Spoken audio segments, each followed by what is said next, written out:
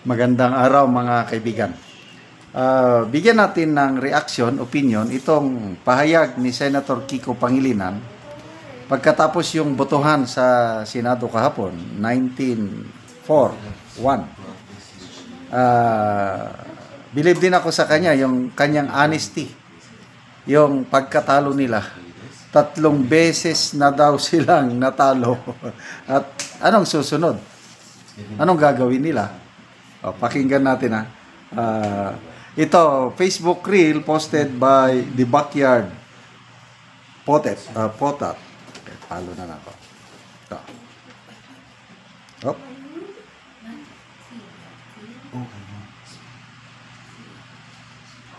Natin. Sabi ko sa mga kasamahan ko, ay matuto naman tayo. Pagod na ako sa talo. Pagod na ang talo natin. Sabi ko sa mga kasamahan ko, di ba? Ay matuto naman tayo. Pagod na ako sa talo. Pagod na ang talo natin. Sabi ko sa mga kasamahan ko, di ba? Ay matuto naman tayo. Pagod na ako sa talo. Pagod na ang talo natin. Sabi ko sa mga kasamahan ko, di ba? Ay matuto naman tayo. Pagod na ako sa talo. Pagod na ang talo natin. Sabi ko sa mga kasamahan ko, di ba? Ay matuto naman tayo. Pagod na ako sa talo. Pagod na ang talo natin. Sabi ko sa mga kasamahan ko.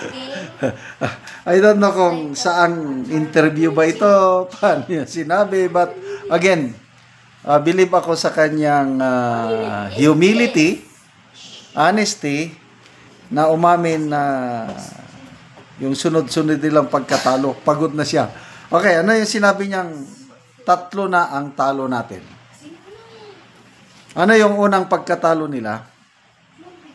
Yung June 10, nung 19 Congress pa, hindi pa siya senador noon. Ay, hindi.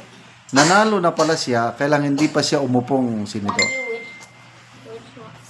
June 10, 2025, yung botohan 19-5, na ibinalik ang articles of impeachment sa Kamara. Yun ang unang pagkatalo. Pangalawang pagkatalo, July 25, 2025, yung unanimous decision ng Supreme Court na void ab initio o unconstitutional yung impeachment complaint. 2 na. Pangatlong pagkatalo, August 6, 2025, another 19-5 o 19-4-1 abstain. 19-4-1 vote, in-archive ang impeachment case sa Senado. So, pagod na si Senator Pangilinan. I don't know, sino sinabi yung mga kasamahan ko? Sino yung sinabihan niya? Most likely, Senator Bam Aquino, Senator Risa Hontiveros, I don't know. Kasi, in fairness, wala namang kinalaman sina Senator Pangilinan Bam sa nangyari. Kung may sisihin ay yung mga kongresista nung 19 Congress.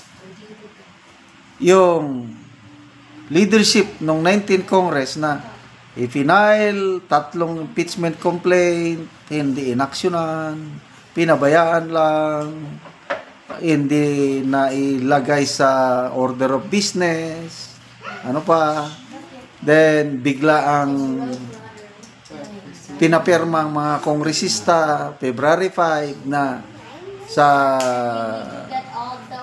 debate o talakayan sa Senado kahapon, binanggit ni Senator Marcoleta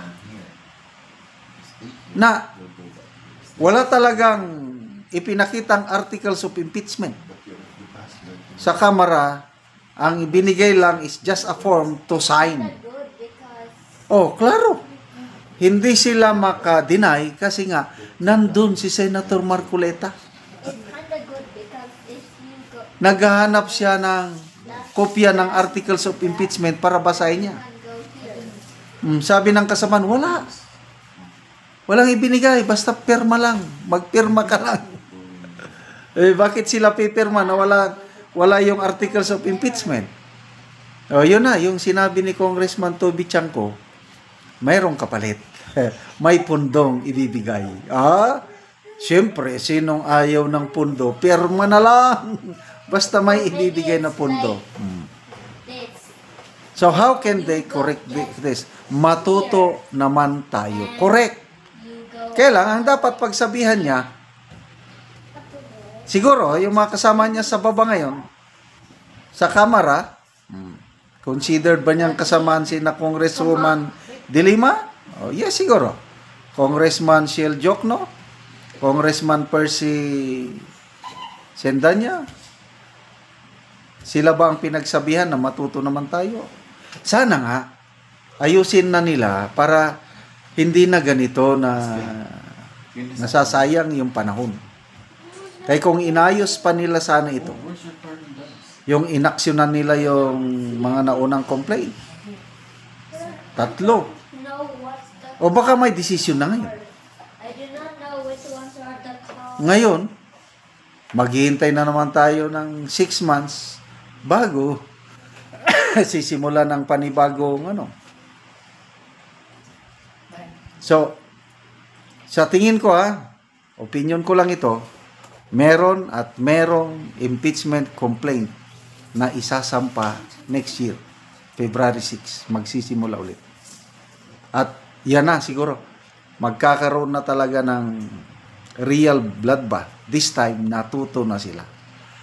Ano ba yung kanta? Di na natuto, nandyan ka na naman. Di na natuto.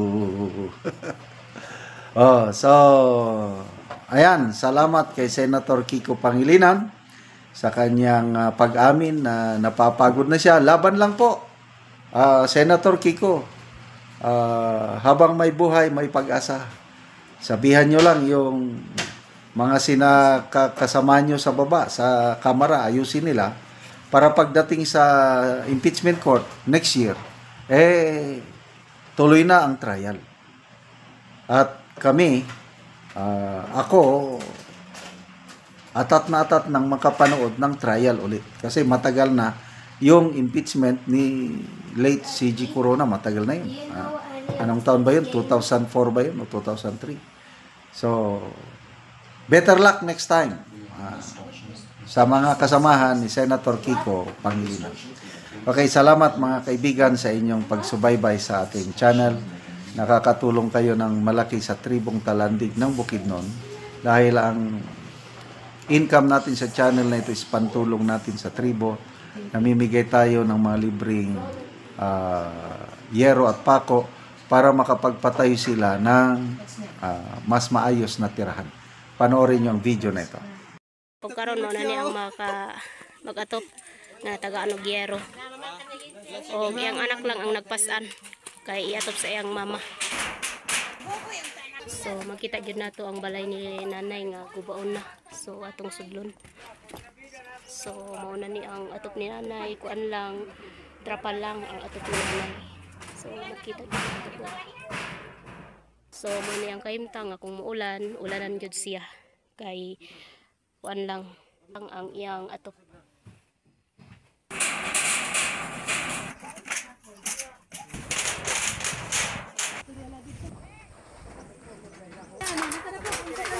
So mo ni ang nanay nga karaan. Kita gini mo nga trapal lang. Unang kakanal lang, kakanal. Yan.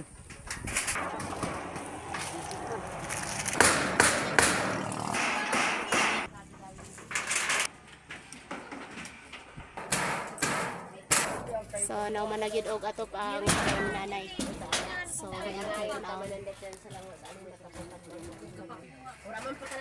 So karon nanay unsay imong masulti nga nahuman na og atop og natabangan ka og yero.